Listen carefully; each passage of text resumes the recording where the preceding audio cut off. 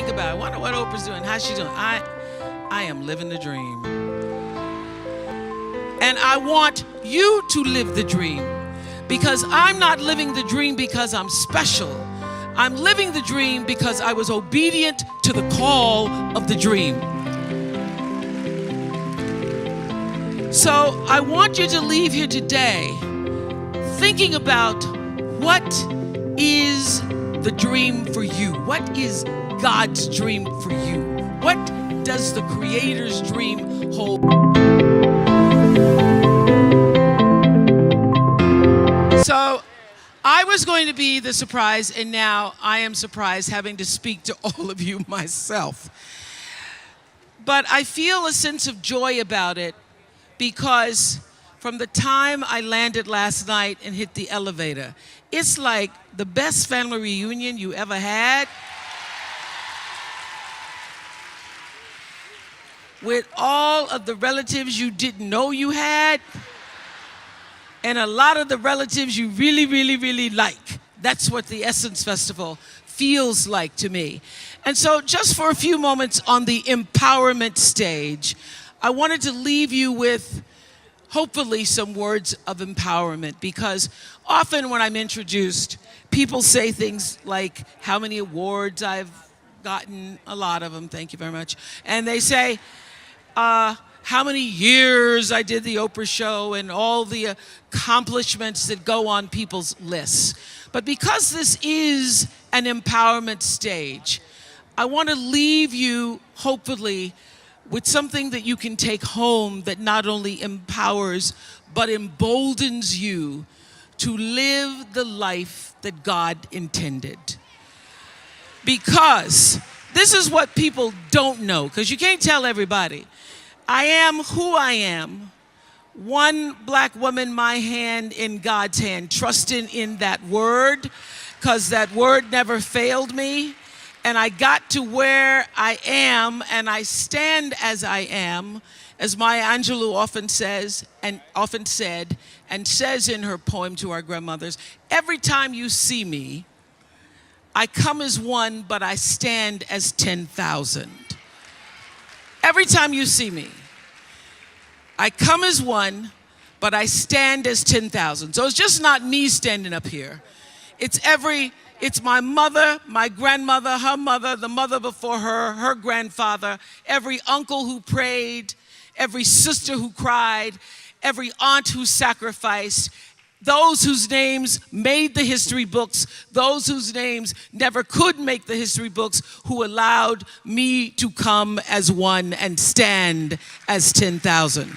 So oftentimes when I walk into a room, just as cool as you please, and I can't see another black face in a 50-mile radius, I stand and sit at the boards as one, but I'm bringing the 10,000 behind me. Because I not only know who I am, but I also know whose I am. And so anything you hear about me that feels good, sounds good, you think about, I wonder what Oprah's doing, how's she doing? I am living the dream. And I want you to live the dream, because I'm not living the dream because I'm special. I'm living the dream because I was obedient to the call of the dream. So I want you to leave here today thinking about what is the dream for you? What is God's dream for you? What does the Creator's dream hold for you? So often we spend our lives wishing and hoping and hoping and wishing and desiring things. This is what I know for sure. You don't get what you wish for. You don't even get what you hope for. You get what you believe. So what is it you believe and know to be God's dream for you? So I live in the dream. I'm living in the space of the dream. And dream's good, dream's good. The dream is greater than anything that I could have imagined. You know, when I was a little girl, my father, on Sunday mornings after church, he was a deacon, so he thought he had to say goodbye to every single person. We were the last car leaving the parking lot in the green Oldsmobile. And we would drive through the white people's neighborhoods. And I used to dream the dream, driving through the white people's neighborhoods. We'd drive through the white people's neighborhoods and you'd see their fancy houses. Some of them had gates, but all of them had trees. And I remember when I first came to Baltimore, I met a friend. Hello, Baltimore in the house. When I first came to Baltimore, I made friends with a wonderful woman named Arlene Weiner. She was the wealthiest person I'd ever met. And I went to her house and parked in the driveway. There was a Corvette, and there was a BMW, and there was a Mercedes. I went, whoa, Arlene's rich. And at Arlene's house, once I got inside, I could see from her kitchen window 6 trees in the front yard. I thought, oh, rich people have trees. When I get rich, I'm going to get me some trees. I'm not just going to get me, everybody want to get cars and pocketbooks and shoes, but I want me some trees. So, as life would have it, I was standing in my kitchen window about 3 years ago in California, making coffee in the morning, and I was looking out the window, and I saw the 6 trees. But listen to me. I was making the coffee. I saw the 6 trees. I went out on the porch to actually count the 6 trees. And this is what I noticed. That I could dream the 6. But beyond the 6 trees in my kitchen window are 3,687 trees. How do I know? Because I had them counted.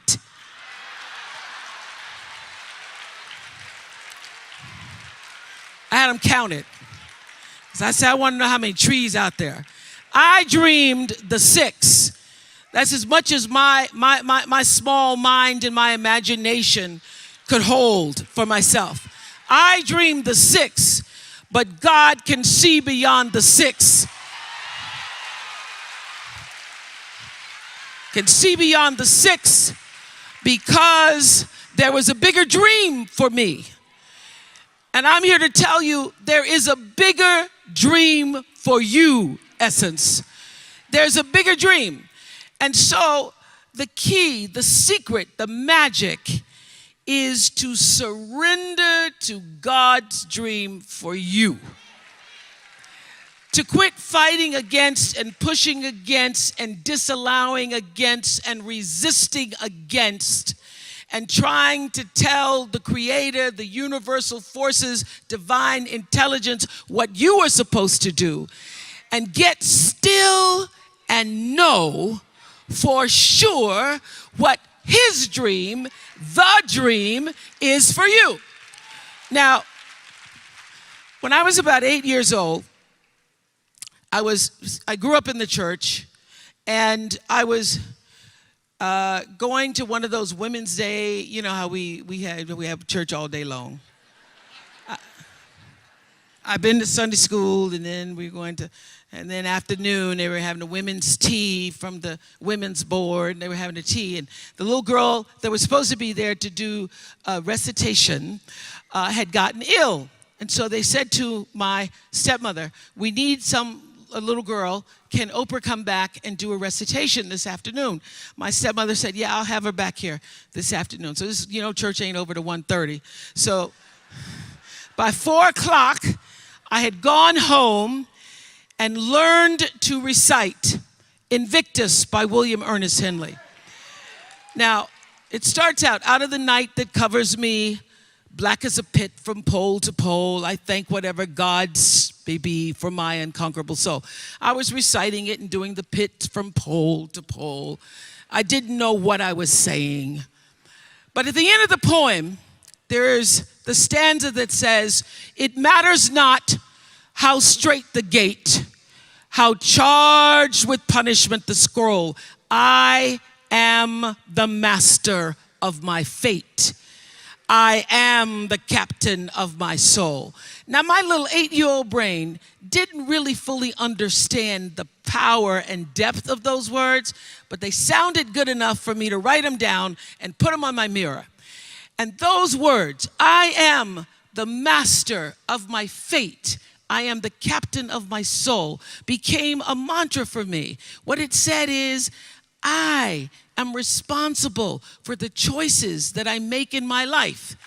I am responsible. I am responsible.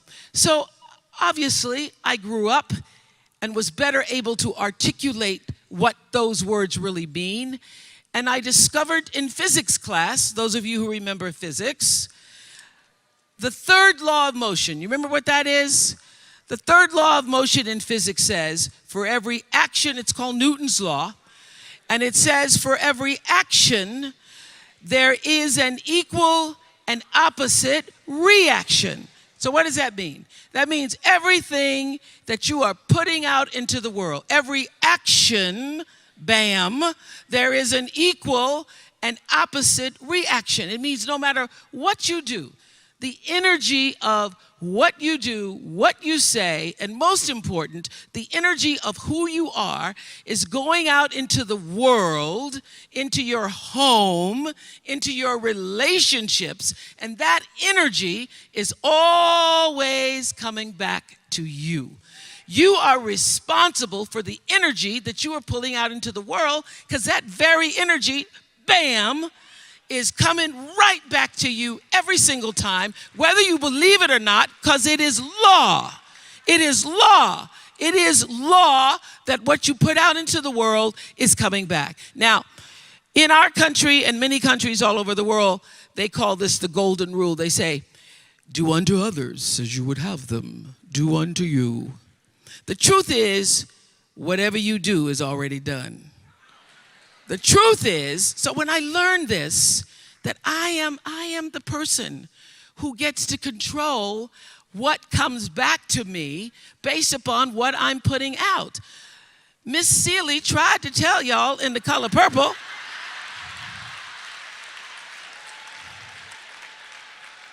Miss Seeley said it best. Roll Seeley for me.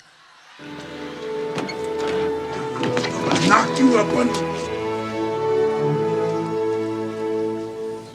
Everything you've done to me,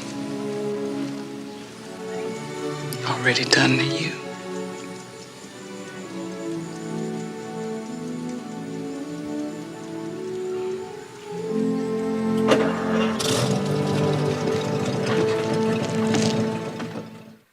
That's real. That's law. That's not just some words that Alice Walker wrote. That is law. Everything you try to do is already done. So when I figured that out, oh, what I'm putting out is what's coming back, let me get real clear about what it is I'm putting out. Real clear. So I read a book about 1989 called Seed of the Soul. And in that book, Gary Zukav talked about the laws of karma, of the laws of cause and effect, the third law of motion. And in that book, he talked about how your intention is always one with the law. Meaning, before you even think about a thing, you have an intention for the thing. And that the intention is going to determine the outcome. That's why the same people can go to the same church service and somebody walk down the aisle just to be seen to put some money in the church, and somebody else who just goes and just has a little bit to offer. The intention with which you give, the intention with which you serve determines the outcome. So when I figured that out, I went, whoa. I changed everything I did on my show. I called in the producers and I said, from this day forward, I will no longer be speaking to the KKK. I will no longer be speaking to people who are fighting each other in a way that it is damaging to the character of myself and other people who watch. From this day forward, I am only going to do intentional television. And they're like, how are we going to do that and still win? The reason we remain number one for 25 straight years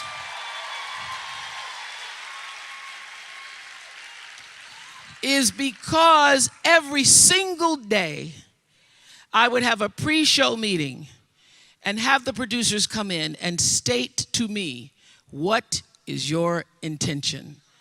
How do we want to use whoever is on this show, whatever is happening on this show, to serve the audience in a way that fulfills the mission of uplifting, enlightening, encouraging, as well as entertaining. And if it doesn't do that, then I can't do it. I can't put my name on it. So I use this principle of intention for everything. I don't do anything without thinking about what is the real reason, what is the real motivation, what is the energy of my intention that's going to go into my thoughts and action and then be returned back to me. It is law. It's law. So the very first time I practiced this principle, there was a woman on the show whose daughter had been murdered by her boyfriend. And I went into the green room. I said, I'm going to see if this works. I said, can you tell me what's your intention? I said, tell me what's your intention in being here. And she said, what do you mean? I'm here because your producers asked me to come. I said, but what is the reason you said yes? What did you intend when you said yes? And she said, I wanted people to know. Everybody asked me about my daughter's death and how she was murdered by her boyfriend. But I wanted people to know that my daughter was a real person. My daughter was loved, and she loved us. I want people to know that my daughter had a life that goes beyond her death, that's bigger than her death, that her life was bigger than her death. I said, okay, I can help you with that intention. Let me tell you what I intend. I intend to literally exploit your daughter's life, to tell the story in such a way that every other 16-year-old girl who is being abused by her 18-year-old boyfriend will see themselves in the story of your daughter. They will hear that she had a life. They will hear that everything seemed normal on the outside, but see themselves in her story and be able to be empowered by the life and death of your daughter. So every question that I ask you is not me trying to be just a voyeur. I'm using and asking the questions explicitly for a reason, for an intention to get people to see themselves. That is the first show I won an Emmy for. And I will say that this principle of intention I use in everything. For the last interview that I did with Whitney Houston, we did the, hey girl, how you doing? Oh my God, good to see you. So.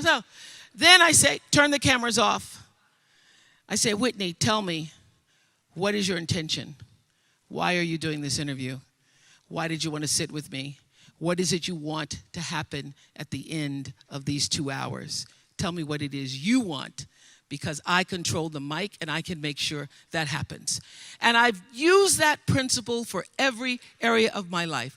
I don't do anything, and I ask that you consider not doing anything that you don't truly intend. Do not allow yourself to be marginalized and defined by other people's agendas and intentions, because the power of your story lies in your personal intention. So it is my intention to fulfill the dream of the Creator. It is my intention to live to the highest calling and be pressed to the mark of the highest calling that I have come to do. And when you can ask the Creator, ask that which made you you, what is your dream for me? I guarantee you, instead of you trying to define the dream, what is your dream for me? If you're able to lean into the dream that the universe and all the forces of of light and love and power and grace by all the names that we call God has for you. Nobody can touch you. Nobody can touch you. That is the power of your phenomenon. Now, everybody works hard, and everybody has their own dreams. There was a time where I used to spend a lot of energy wanting things. Of course, it's easy for me to say, oh, things don't define you because I got a lot of things. Things are nice, I like them. But this is what I learned. When you can surrender to the dream, you get to live in the space of the higher power. You get to live in the space that you purposefully have come to earth to claim for yourself. So, around 1984, I was sitting in bed one morning, Sunday morning, should have been in church, but I wasn't. I was reading the New York Times review of The Color Purple. And I thought, whoa, this sounds like a really great book. I got out of bed in my pajamas, put on my galoshes, and went to the store to get the copy of The Color Purple. I read The Color Purple in one afternoon, went back to the bookstore, bought every book of The Color Purple. I took the books to the office, and I said to everybody, y'all got to read this book. Oh, my God, you got to read this book, Color Purple. I needed a book club. I didn't have one. So I passed out the book to everybody I knew. Please, read The Color Purple, read The Color Purple. Then I start to hear that somebody's going to do a movie about The Color Purple. But I don't know anybody in the movie business. By this time, I was on AM Chicago. I don't know anybody. I start praying to God. God, please help me find a way to get into Color Purple. I say, Jesus, I don't even have to have a speaking part. I will be, because I went to the movies and I saw on the movie credits, at the last credit, there's something called Best Boy. So I said, Jesus, if you just let me be best girl, that'll be all right by me. I can be best girl. I can carry the script. I can help the people with the water. I can do whatever. So I start praying for The Color Purple.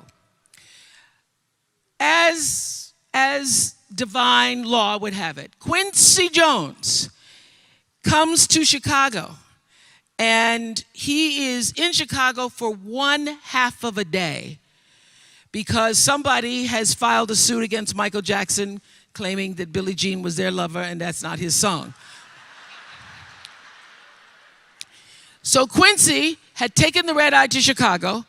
He was in his hotel room. He was coming out of the shower, and the television in his hotel room is on AM Chicago. There sits little chubby me with my Jerry curl on AM Chicago. Quincy Jones tells Reuben Cannon, the casting agent, I think I found Sophia. So I get a call from Reuben Cannon who says, I'm calling about a movie. It's called Moon Song. Would you be interested to come and audition? And I say, I have not been praying for Moon Song.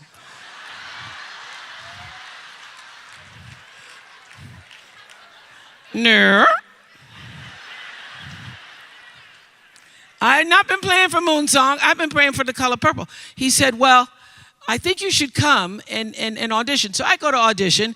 You know, movie people, they're making everything all secret. Steven Spielberg didn't want anybody to know he was doing Color Purple. So on the outside of the script, it says Moon Song.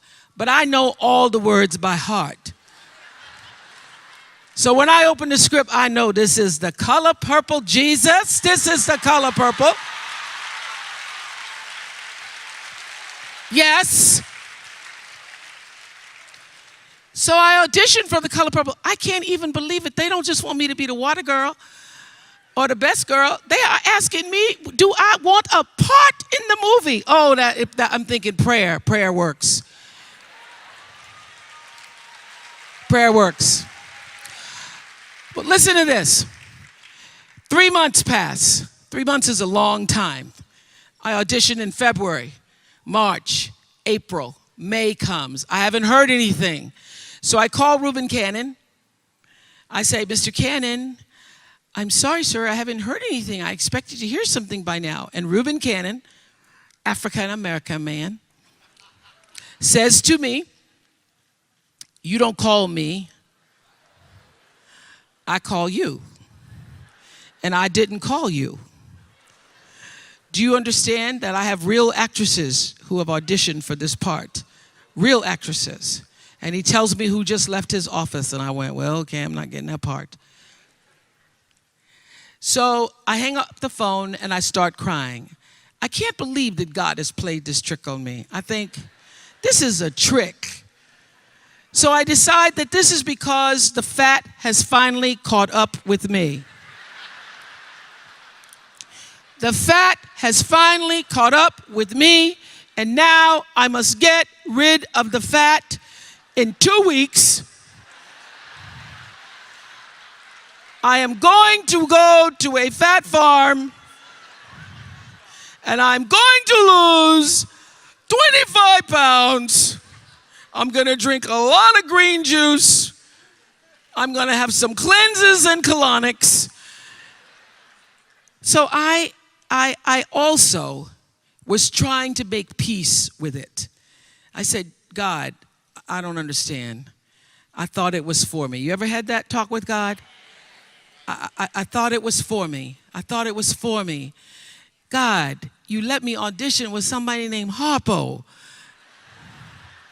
That's my name backwards. Jesus, that was a sign. Wasn't it a sign?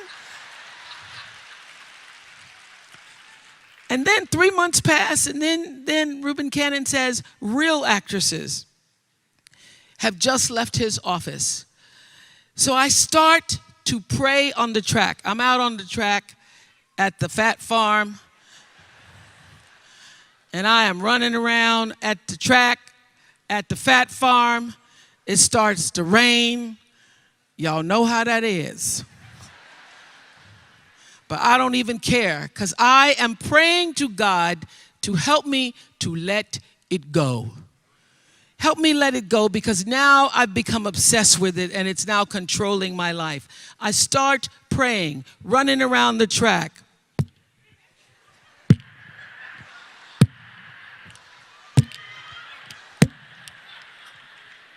And I keep hearing this noise, and I can't, there's nobody on the track but me, and I'm running around the track. And I look around, and it is my thighs rubbing together. It's my thighs.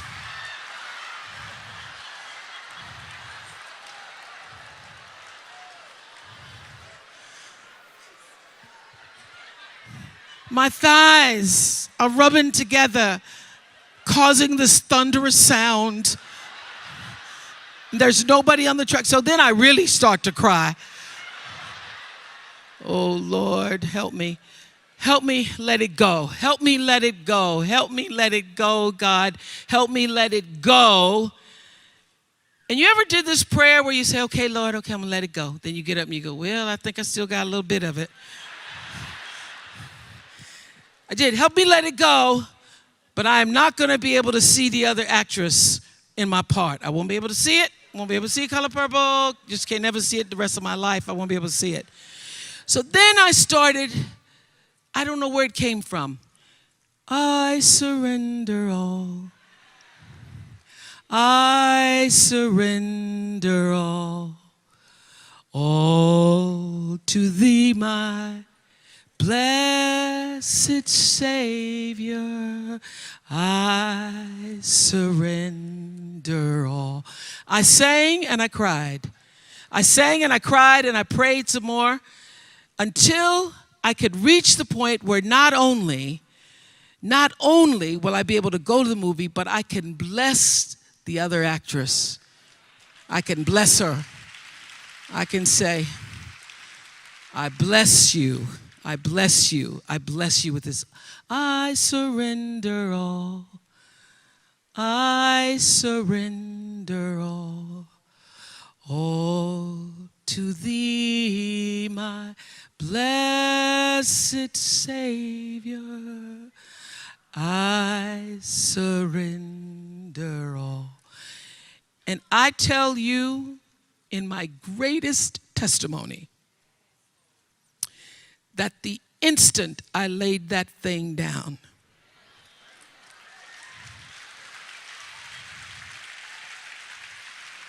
I'm telling you, when I laid it down and it didn't have me anymore, it had no control over me anymore, I didn't feel anything about it anymore.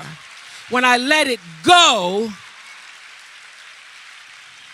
when I intentionally surrendered it to the power that was greater than I could ever know, the instant that happened, a woman comes running out of the cafeteria screaming, "Winfrey?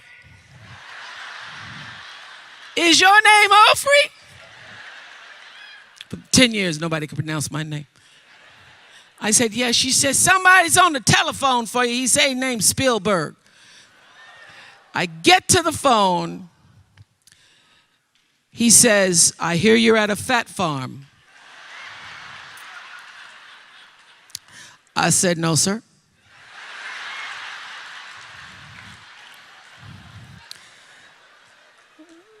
This is a health retreat.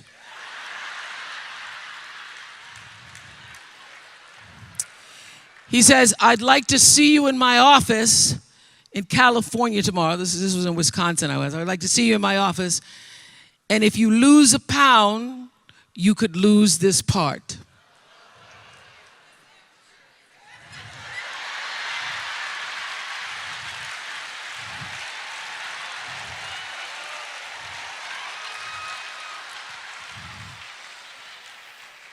No problem do I have. I don't have no problem not losing a pound. So, honey, I packed my bags and I stopped at the Dairy Queen.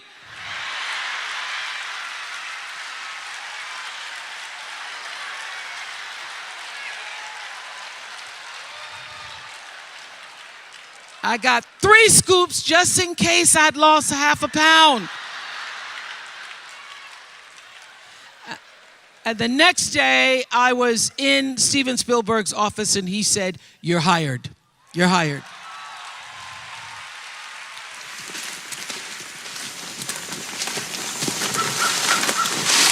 You told Harpo to beat me.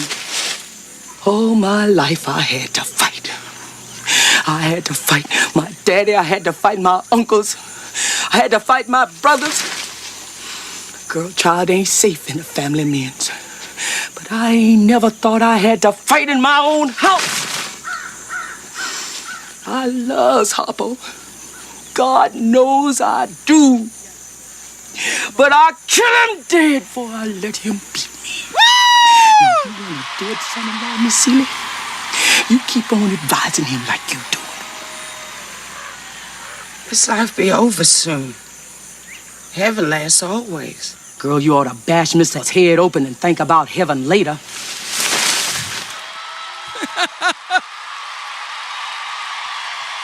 Woo!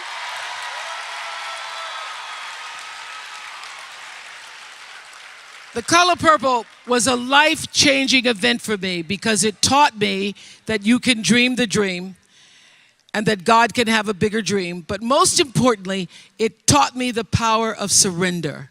It taught me when you've done everything you can do, you don't just have to stand.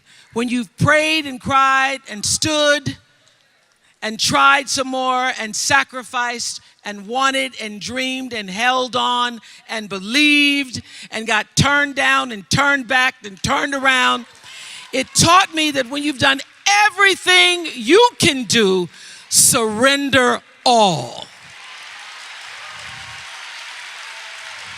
Surrender all.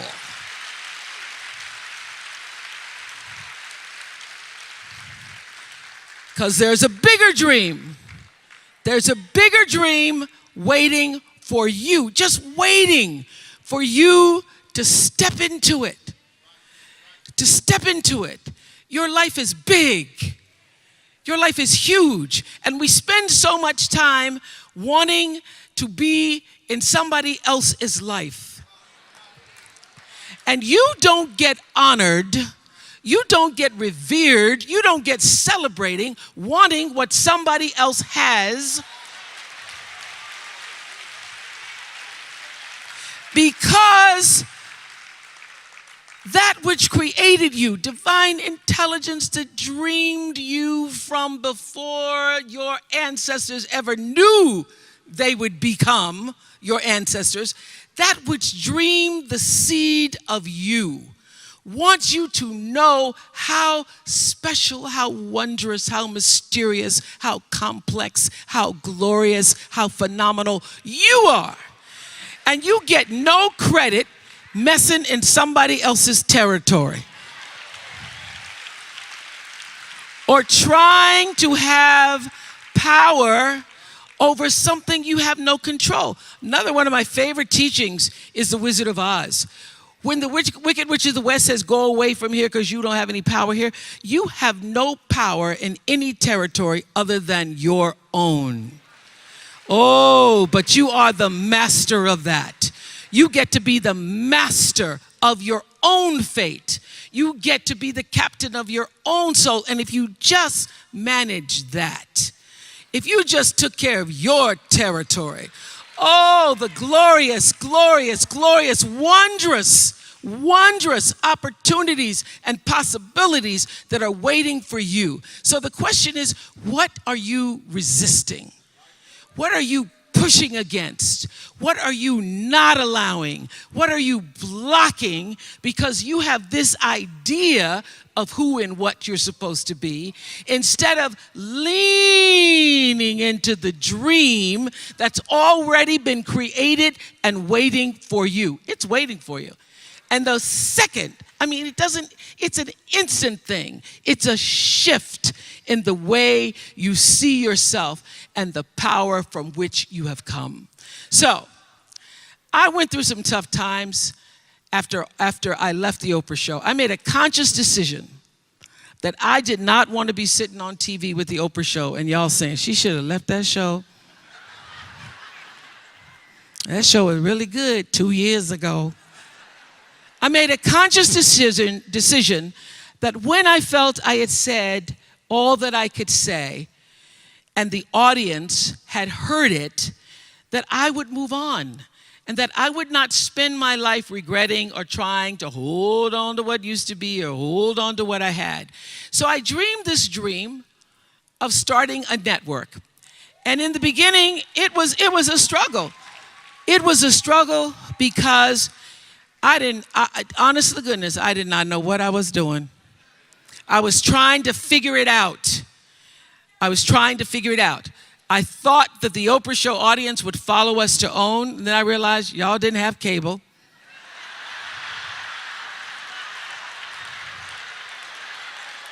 And if you had cable, you did not have the OWN package. So it took me a minute.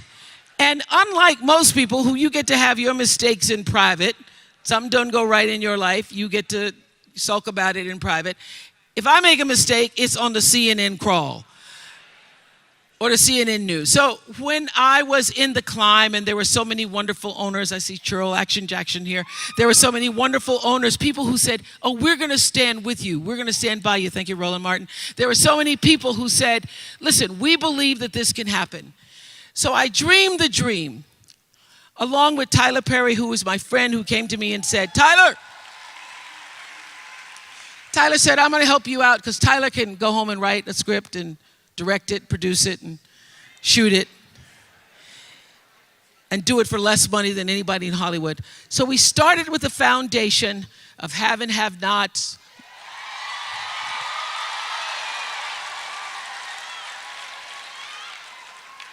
If loving you is wrong, love thy neighbor, Mama Hattie. And then I started to dream another dream about scripted television, because in the beginning I was told you couldn't do it. You couldn't do it, didn't have enough money to do it.